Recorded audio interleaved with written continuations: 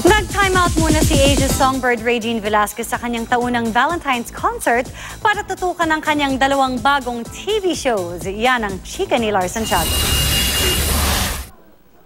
Pagkaraan ng maraming taon, nitong Martes lang daw naranasan muli ni Regine Velasquez na mag-celebrate ng Valentine's katulad ng mga ordinaryong tao. Lagi kasi siyang may Valentine's concert. Hindi katulad ngayong taon na normal lang daw ang buhay niya at walang pinagkaabalahang pagtatanghal.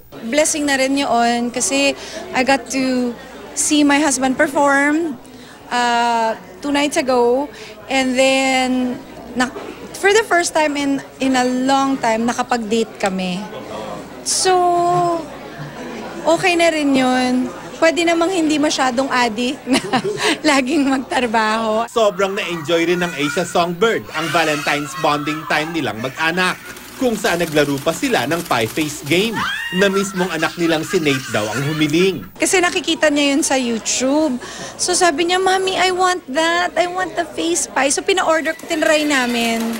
Eh, nakakatawa. So asawa kong daya. Madaya.